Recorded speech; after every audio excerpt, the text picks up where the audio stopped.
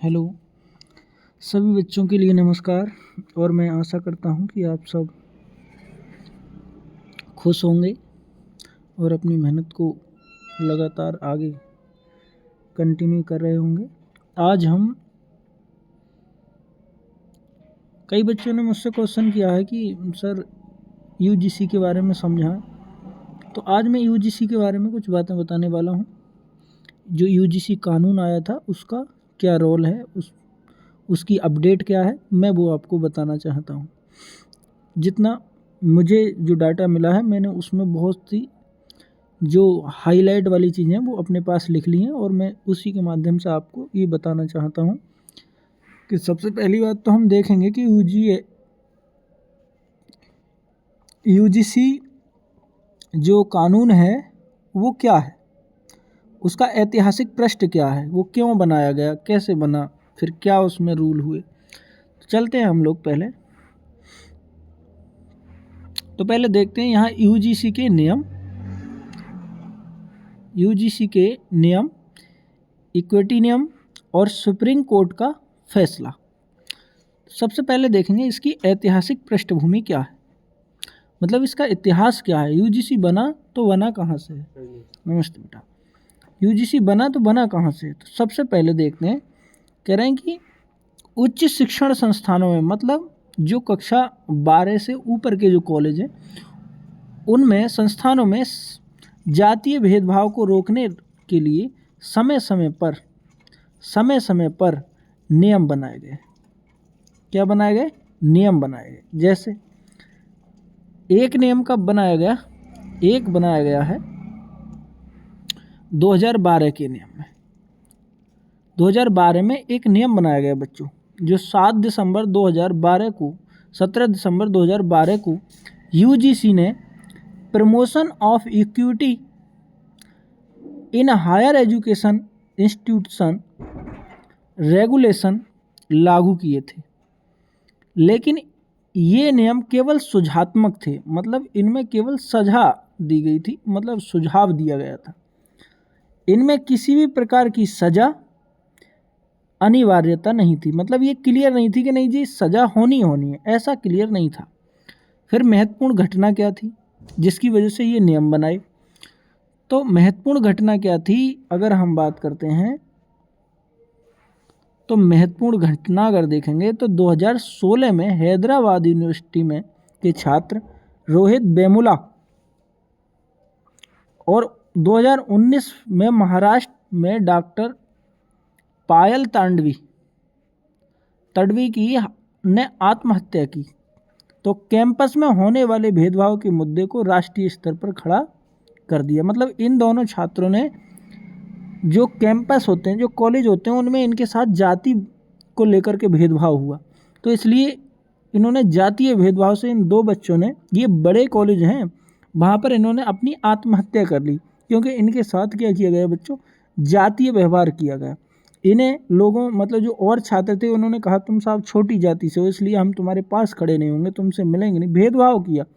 तो इन्हें बहुत बुरा लगा, तो इन्होंने क्या कर ली? आत्महत्या कर ली।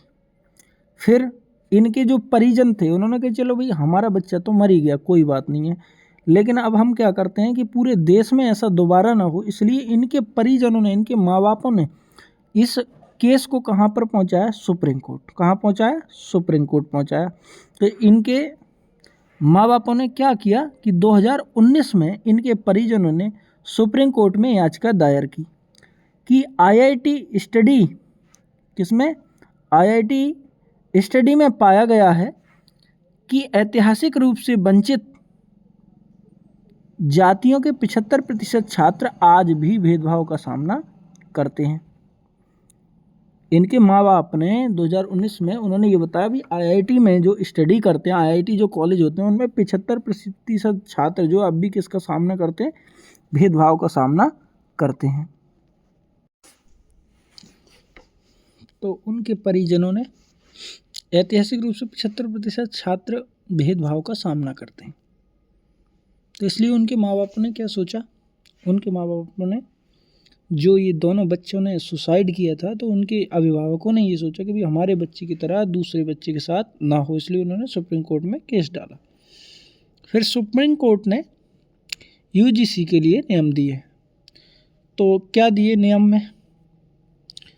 अब एक कानून आया था 2012 में, वो कानून जो है हल्का था, उसमें मतलब एकदम किसी को सज़ा वगैरह ये नहीं होती, केवल ऐसे डांट डपट के छोड़ दिया जाता। अगर कोई भेदभाव करता तो उसके लिए थोड़ा बहुत रिपोर्ट वगैरह कराई जा सकती थी, लेकिन उतना ज़्यादा कारगर था नहीं। लेकिन अब जो कानून बने 2026 में, तो वो क्या हैं वो देखते हैं, जिसका विरोध हुआ। तो कह रहे हैं कि नए नियम 2026 में क्या बदलाव हुए ये देखना है। कह रहे हैं सुप्रीम कोर्ट के निर्देश पर यूजीसी ने 13 जनवरी 2026 को नए नियम अधिसूचित किए। नई कैंपस संरचनाएं दी। क्या दी? नई कैंपस संरचनाएं दी। उसमें क्या क्या दिया, मतलब कैंपस की संरचना चेंज की। उसमें इन्होंने क्या कहा कि संस्थानों को अब निम्नलिखित ढांचे तैयार करने होंगे। कह रहे हैं इक्वल अपॉर्चुनिटी सेंटर, सभी के लिए समान अवसर सुनिश्चित करना होगा। दूसरा, इक्विटी कमेटी, अब इसमें ओबीसी प्रतिनिधियों को भी शामिल किया जाना अनिवार्य है। मतलब ओबीसी में जो छात्र आते हैं, जैसे सैनी हो गए, कुम्हार हो गए, प्रजापत हो गए, कश्यप हो गए, नाई हो गए, ये सब कौन आते हैं? ओबीसी में। तो इन्हें भी उसमें शामिल कर दिया। अब जो 2026 में था, याद भी आते हैं इसमें। और इक्विटी एम्बेसडर्स, छात्रों के बीच जागरूकता फैलाना, ये भी इसके अंदर शामिल कर दिया गया। फिर उसके बाद इक्विटी हेल्पलाइन नंबर, प्रत्येक स्कूल कॉलेज में क्या होगा? हेल्पलाइन, इक्विटी हेल्पलाइन नंबर होगा। भेदभाव अगर कोई करता है या करने की उसकी मंशा भी है, अगर तुम्हें लगता है कि ये हमसे कर रहा है भेदभाव, तब भी आप उस पर इक्विटी हेल्पलाइन नंबर पर आप उसकी रिपोर्ट कर सकते हैं। वो फिर इसके बाद शिकायत का निवारण और समय सीमा। जब कोई आदमी, कोई बालक अगर शिकायत करेगा तो उसका निवारण कितने समय में हो जाएगा? तो कह रहे हैं कि शिकायत और निवारण और समय सीमा। कह रहे हैं नियमों को सख्त बनाने के लिए एक टाइमलाइन तय की गई। क्या की गई? शिकायत दर्ज होने के 24 घंटे के भीतर कमेटी बैठेगी। 24 घंटे के भीतर क्या बैठेगी? एक कमेटी। 15 कार्य दिवसों में, अर्थात 15 दिन के अंदर अंदर रिपोर्ट पेश करना होगा, और रिपोर्ट के बाद 7 दिनों में कार्यवाही की जाएगी, एक्शन लिया जाएगा। संतुष्ट ना होने पर, इतने पर भी अगर संतुष्ट नहीं है जो पीड़ित हुआ है, वो लोकपाल के पास क्या कर सकता है? अपील कर सकता है। नेक्स्ट चलते हैं। फिर इसमें दंड क्या है? क्या दंड दिया जाएगा जिसने शोषण किया है? कह रहे हैं 2012 के नियम के विपरीत कर दिया। 2026 में नियम बहुत सख्त हैं। यदि कोई कॉलेज या यूनिवर्सिटी इनका पालन नहीं करती है, पहली बात तो अगर कोई कॉलेज या यूनिवर्सिटी में अगर किसी छात्र के साथ गलत हुआ है तो उसकी रिपोर्ट नहीं लिखती है, तो सबसे पहली बात तो यूजीसी योजनाओं से बाहर कर दिया जाएगा। उसे यूजीसी योजना का कोई लाभ उस यूनिवर्सिटी को नहीं मिलेगा। उसके डिग्री प्रोग्राम रोके जा सकते हैं। डिग्री प्रोग्राम रोकने का सीधा मतलब समझ लो, उसकी मान्यता भी रद्द की जा सकती है। ऑनलाइन कोर्स वापस लिए जा सकते हैं। और सबसे गंभीर बात जो है वो है यूजीसी मान्यता रद्द की जा सकती है। सीधा मानना ये जो मैंने तुम्हें ऊपर बोला वो नीचे लिखा है, उसकी यूजीसी मान्यता रद्द की जा सकती है। इसका मतलब है कि कॉलेज वाले को सख्त से सख्त कदम उठाना होगा। अगर उसके स्कूल में किसी ने भी, उसके कॉलेज में अगर किसी ने भी जाति को लेकर के भेदभाव किया तो उसे सख्त कदम उठाना ही पड़ेगा, नहीं तो उसका कॉलेज भी खतरे में आ सकता है। नेक्स्ट चलते हैं आगे। कह रहे हैं वर्तमान विवाद क्या है? वर्तमान में जो लोग विवाद कर रहे हैं, इसका जो विरोध कर रहे हैं, वो विरोध क्यों कर रहे हैं? कह रहे हैं वर्तमान विवाद और सुप्रीम कोर्ट की रोक। वर्तमान विवाद क्या है? तो कह रहे हैं इन नियम के लागू होते ही देश भर में बहस छिड़ गई है। विरोध का आधार, कुछ वर्गों का मानना है कि ये नियम सवर्ण जाति अर्थात जनरल वालों के विरोधी हो सकते हैं। इनका गलत इस्तेमाल हो सकता है, करके किसी को फंसाया जा सकता है। मतलब गलत इस्तेमाल कर करके क्या किया जा सकता है, फंसाया जा सकता है किसी को। सोशल मीडिया पर हैज यूजीसी रोल बैक, अर्थात यूजीसी को वापस लो जैसे कैंपेन भी देखे गए हैं।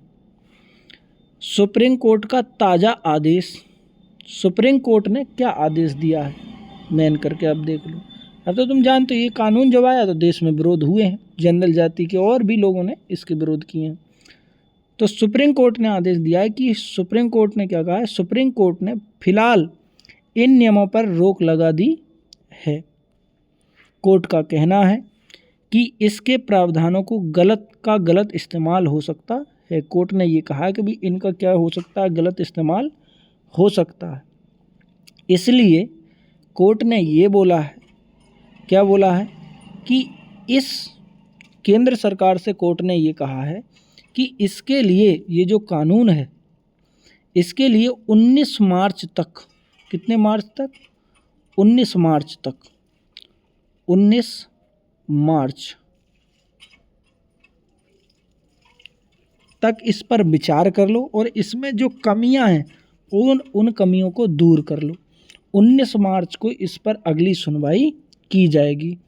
तब तक पुराने नियम ही लागू किए जाएंगे। तब तक क्या किए जाएंगे, पुराने नियम ही लागू।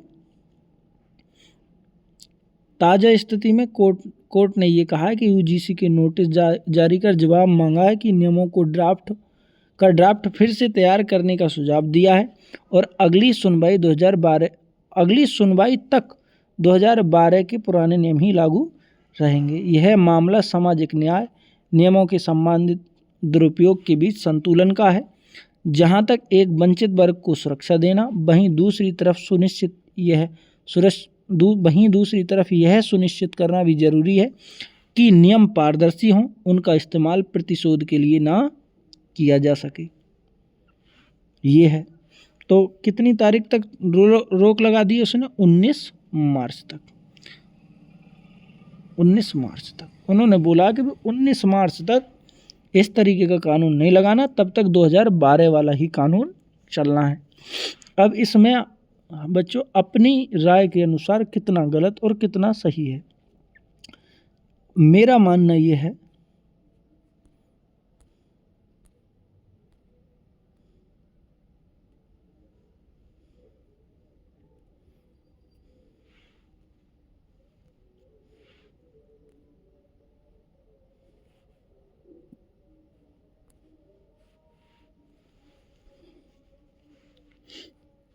मेरा मानना क्या है कि बच्चों बाकी तो सब ठीक है। इसमें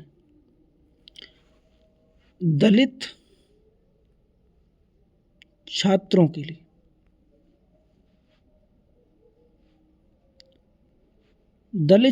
के लिए ये कानून बिल्कुल ठीक है।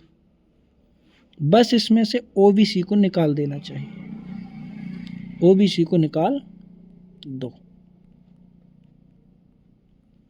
ओबीसी शामिल करना इसमें गलत है। बाकी दलितों के साथ बच्चों भेदभाव होता है, ये क्लियर है। और दलितों के लिए ऐसा ही बढ़िया कानून बनाकर देना चाहिए। उन्हें आरक्षण भी देना चाहिए, जायज़ बनता है आरक्षण भी। तो मेरा ये मानना है, और मेरा ही नहीं, बहुत मानने लोगों का, अच्छे जो व्यक्ति हैं उनका मानना है कि दलितों के लिए आरक्षण भी देना, उनके आरक्षण में किसी भी प्रकार की उनके लिए आरक्षण भी ठीक है। बस ओबीसी में ये चीज़ ओबीसी के लिए लागू नहीं करनी चाहिए। चलो यहीं तक, बाकी अगली वीडियो तक नमस्कार बच्चों, फिर मिलते हैं किसी अगले सेशन में।